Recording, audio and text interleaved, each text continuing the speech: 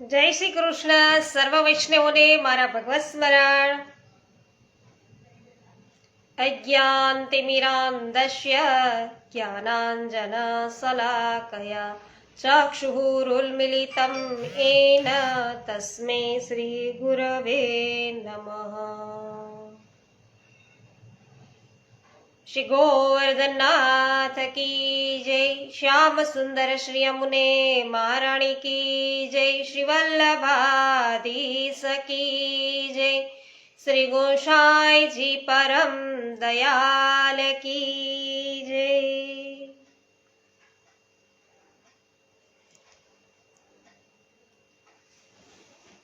સરસ. ગોપાલભાઈ ઘુમલિયા છે, લાઈવ થઈ ચૂક્યા છે.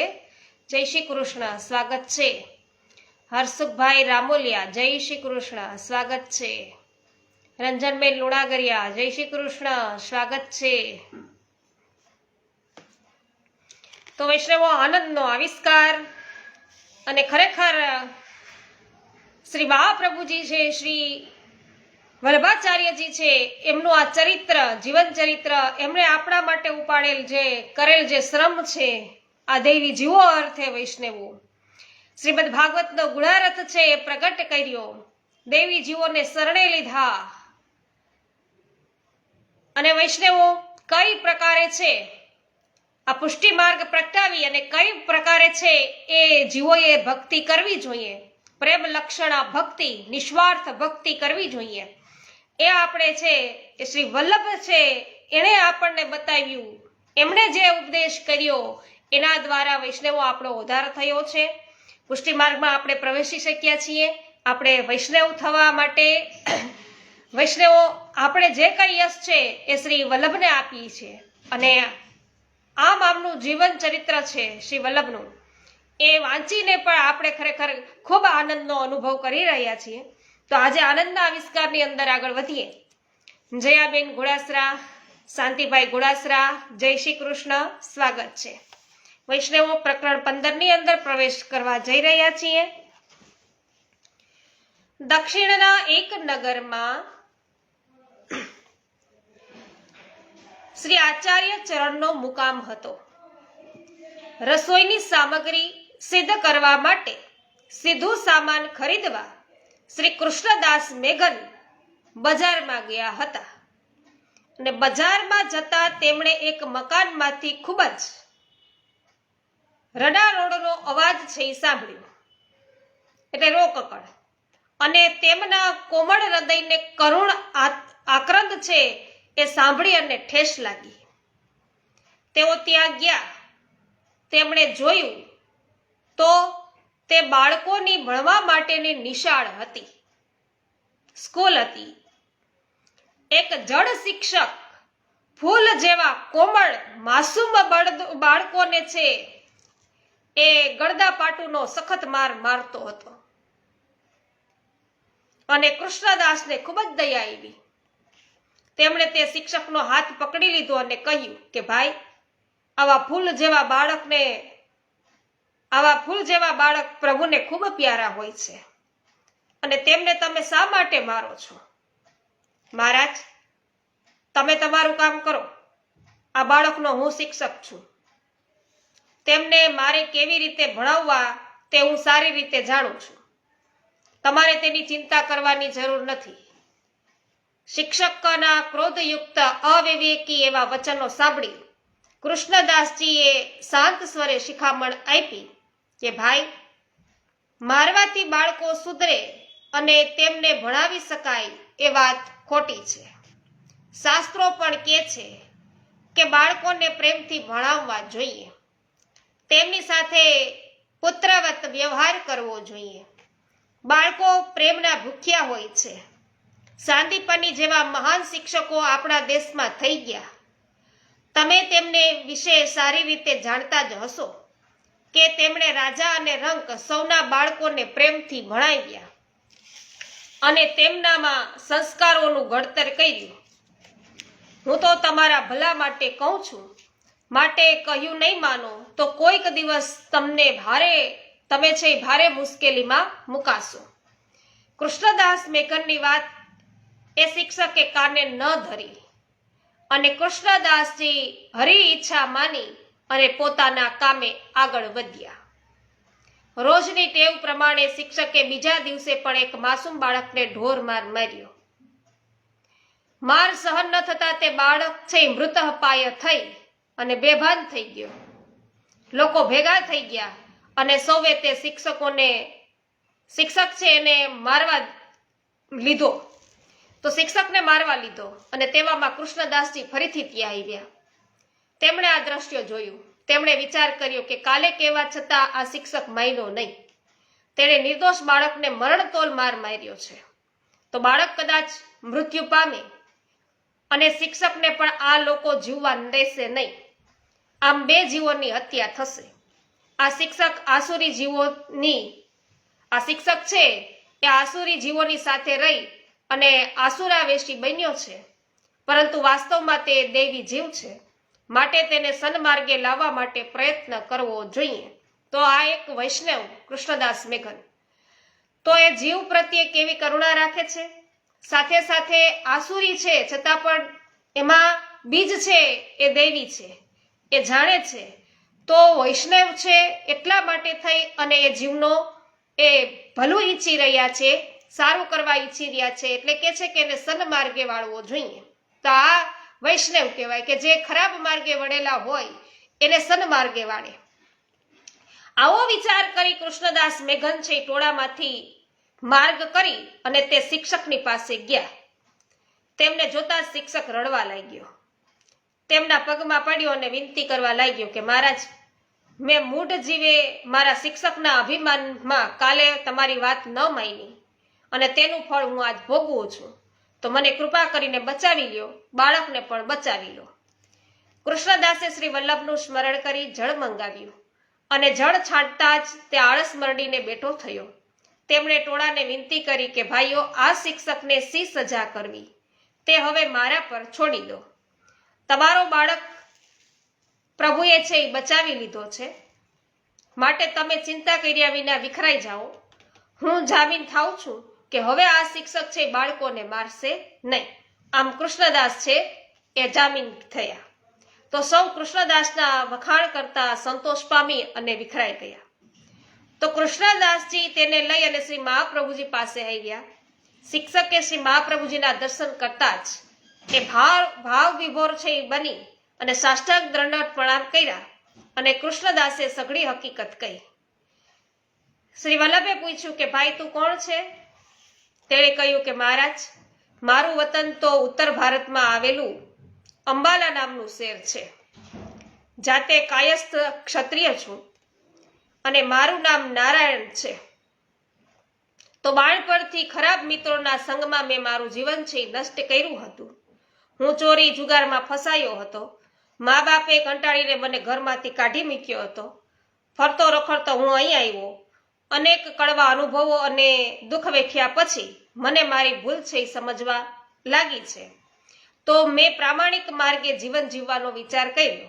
હું થોડોક ભણેલો હતો, તેથી જીવન નિર્વાહ માટે મેં એક શાળા શરૂ કરી, પરંતુ મારો સ્વભાવ ક્રોધી હતો અને જક્કી હતો.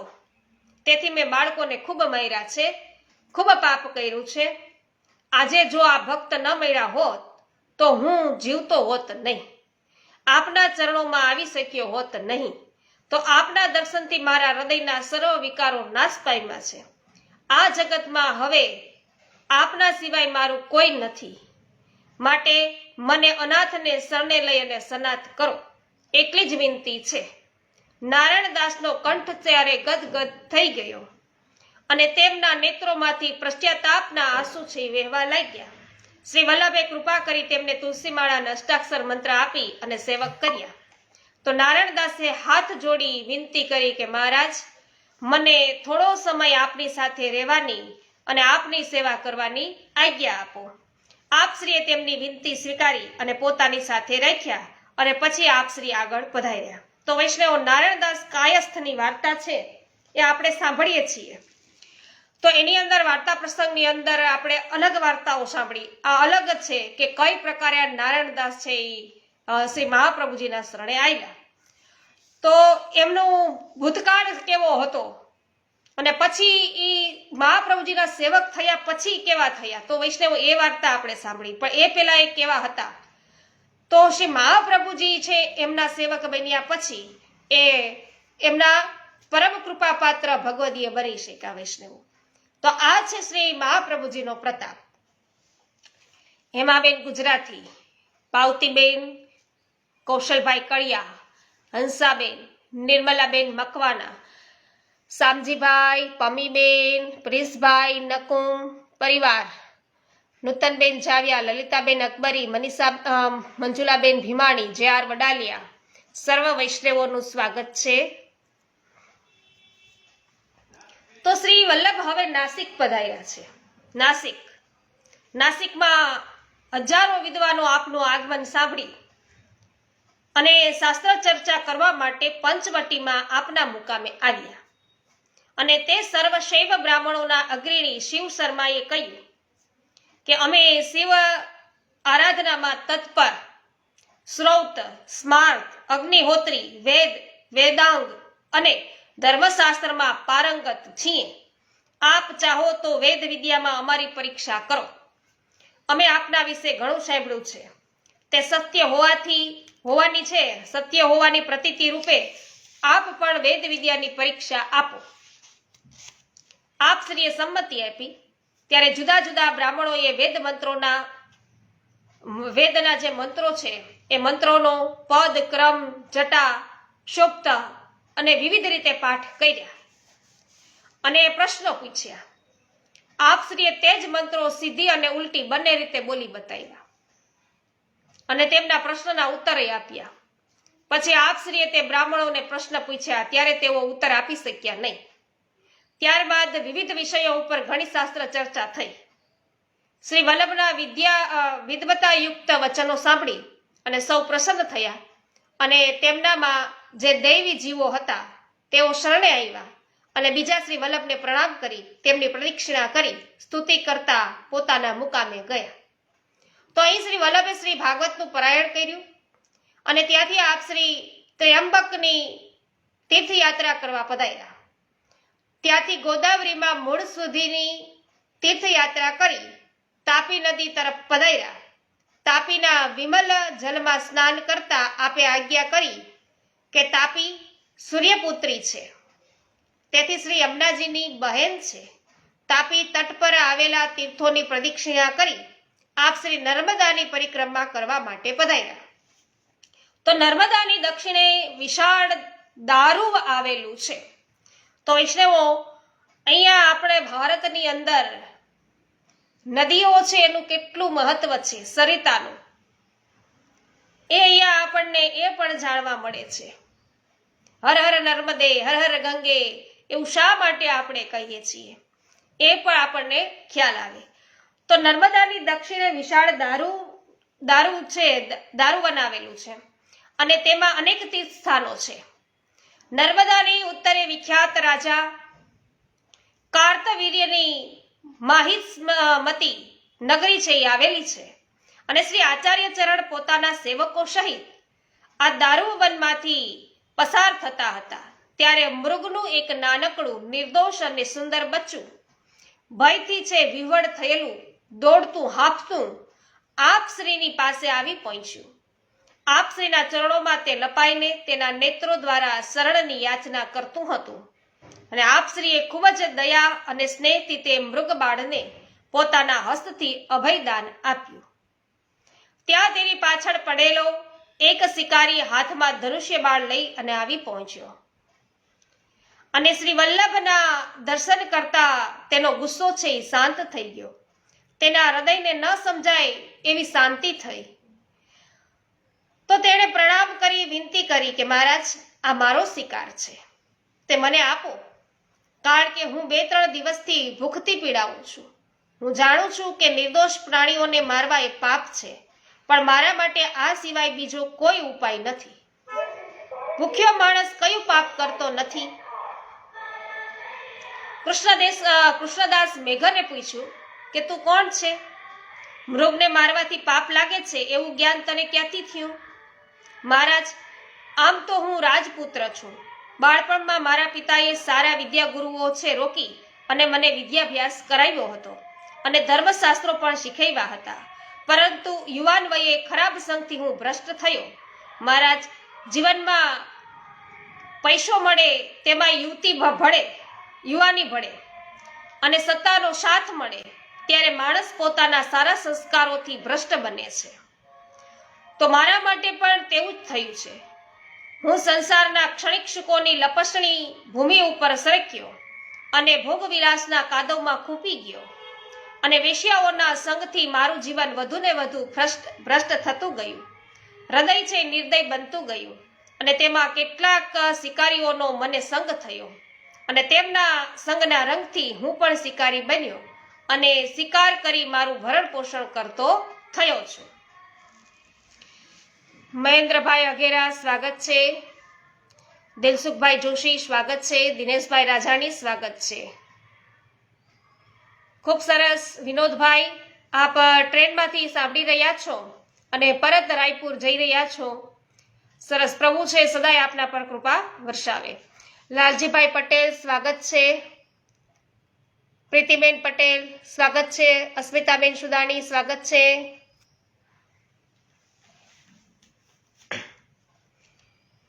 તો કે આજે આપની કૃપાથી મને આપના દર્શન થયા છે, એમાં શિકારીએ કહ્યું. તો દર્શનથી મારી બુદ્ધિ પવિત્ર થઈ છે. આજ સુધી મારા કુટુંબીજનોએ, વડીલોએ, ગુરુઓએ અને હિતેચ્છુઓએ ઘણી સલાહ મને આપી છે. પાવતીબેન સ્વાગત છે. હો, પણ ઘણો ઉપદેશ મને આપ્યો અને એ તરફ હું કાન ધરતો નહોતો. આજે આપના દર્શન માત્રથી જ મારી બુદ્ધિ છે પવિત્ર બની ગઈ. હૃદયમાં ન સમજાય તેવી શાંતિ છે વ્યાપી ગઈ છે. તેથી હું આપને વિનંતી કરું છું કે આપ મને શરણે લઈ સેવક કરો અને સન્માર્ગે વળું તેવો ઉપદેશ મને આપો અને આશીર્વાદ આપો. શ્રી વલ્લભે આજ્ઞા કરી કે ભાઈ, તું ચિંતા કરીશ નહીં. સંસારની માયા જેવી છે કે તેમાં જ્ઞાનીઓ પણ લપેટાય છે અને અસત માર્ગે વળે છે, પરંતુ તારા ઉપર ભગવત કૃપા થઈ છે, જેથી તને આજે તારી ભૂલોનો પશ્ચાતાપ થાય છે. પ્રભુ કૃપાથી તું પુનઃ સન્માર્ગને પ્રાપ્ત કરીશ, માટે તું ચિંતા કરીશ નહીં. આપ શ્રીએ તેને શ્રી અષ્ટાક્ષર મંત્ર અને તુલસી માળા આપી મહાપ્રસાદ આપ્યો.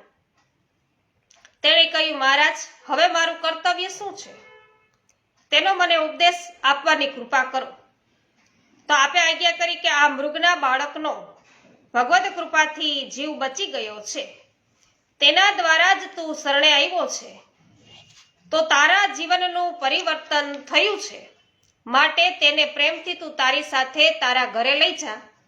તેને સોનાના પાંજરામાં રાખી તેનું લાલન પાલન કરજે.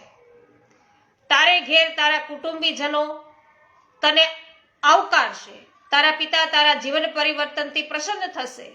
તેઓ વૃદ્ધ થયા છે, તેથી રાજગાદી તને સોંપશે. તું હિંસા છોડી ન્યાય અને નીતિથી રાજ્ય કરજે, પરંતુ કલ્યાણ કરવામાં રત રહેજે અને પ્રભુમાં ચિત્ત છે એ રાખી શ્રી નારાયણનું સેવા સ્મરણ કરજે. શ્રી વલ્લભની કૃપા અને આશીર્વાદ મેળવી તે રાજપૂત મૃગબાળને લઈ તેના ઘરે ગયો અને શ્રી વલ્લભની આજ્ઞા પ્રમાણે તેણે સુંદર રીતે ઘણા વર્ષો રાજ્ય કર્યું અને પ્રભુના સેવા સ્મરણમાં ચિત્ત તન્મય થતા એ સંસારના ભોગથી તે વિરક્ત બની ગયો. સુરેશભાઈ મુગલપરા, દામજીભાઈ ગદેસરિયા, મનીષાબેન અઘેરા, સર્વનું સ્વાગત છે. શ્રી વલ્લભ ત્યાંથી ઓમકારેશ્વર પધાર્યા અને માહિષ્મતી નગરીના રાજાએ આપને પધારેલા જાણી અને રાજ્ય પરિવાર સહિત આપની પાસે આવી દર્શન કરી નગરીમાં પધારવા વિનંતી કરી અને આપ સહિત તેની વિનંતી સ્વીકારી માહિષ્મતીપુરીમાં છે પધાર્યા અને તેને ઉપદેશ આપ્યો. ત્યાંના બ્રાહ્મણો સાથે શાસ્ત્ર ચર્ચા કરી સૌને સંતોષ આપ્યો અને પછી ત્યાંથી આપ શ્રી ઉજ્જૈનની નગરીમાં પધાર્યા. ક્ષિપ્રા નામની નદીના કિનારે પ્રાચીન સમયથી સુપ્રસિદ્ધ ભવ્ય ઉજ્જૈનની નગરી આવેલી છે અને મહાકાલેશ્વર, ભદ્રકાળી, સિદ્ધવડ અને સાંદીપની ઋષિના સ્થાનથી આ નગરી છે એ પુનિત બનેલી છે.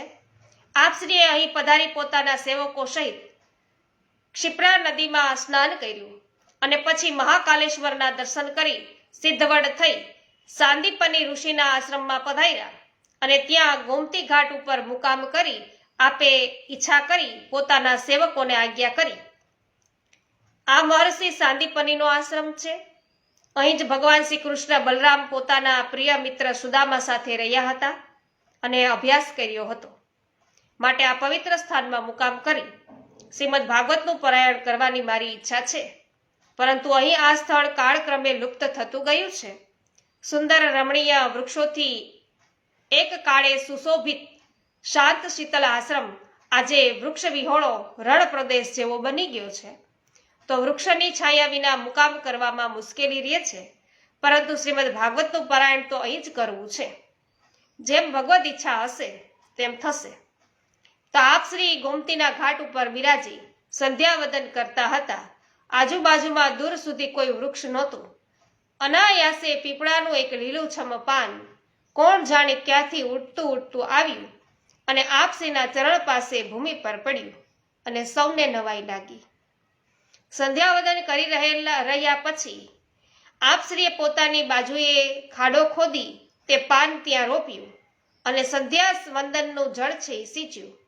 થોડીક ક્ષણોમાં આપના અભૂતપૂર્વ પ્રતાપ બળથી તે પાનમાંથી પીપળાનું મોટું વૃક્ષ બની ગયું અને સૌ સેવકો આપશ્રીનો આવો અલૌકિક પ્રતાપ જોઈ દિગ્મૂઢ થઈ ગયા.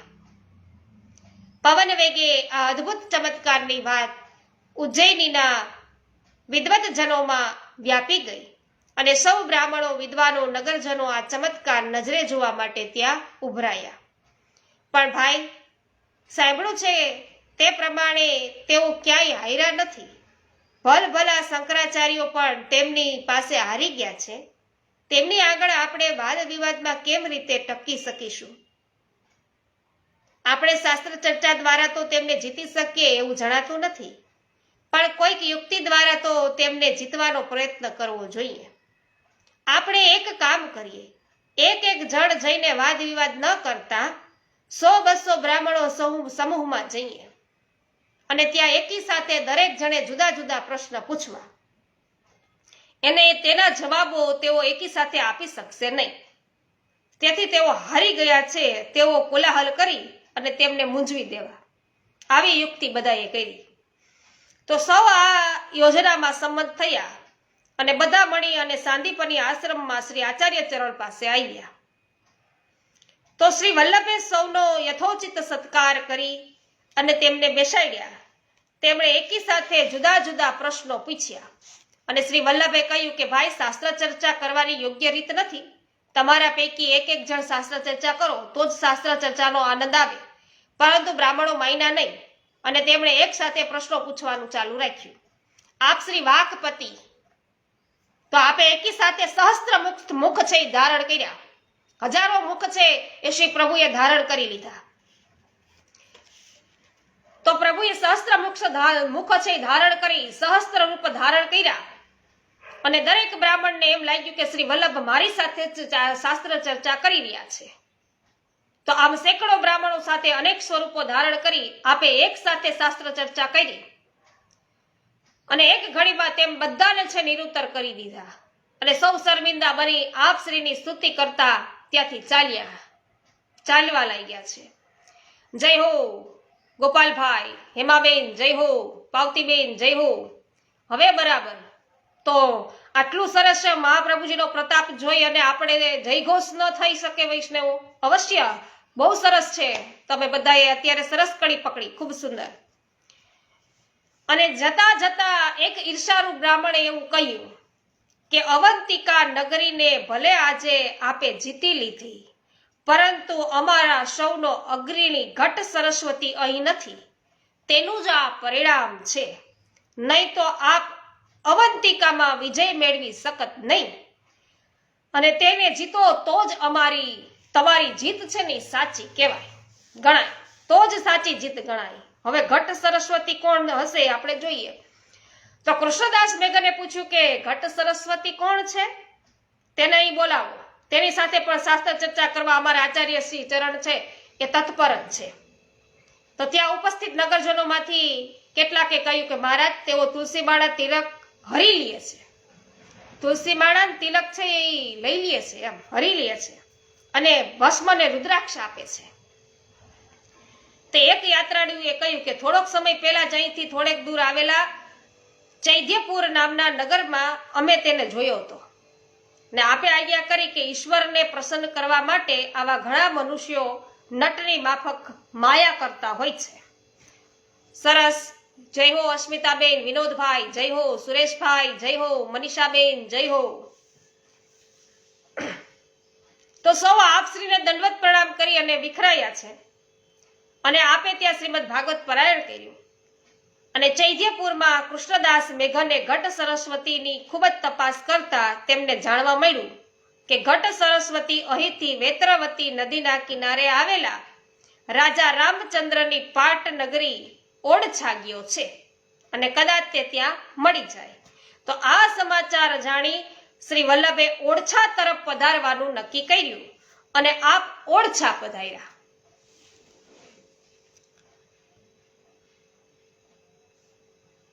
શીતલબેન સુતરિયા, સ્વાગત છે આપનું.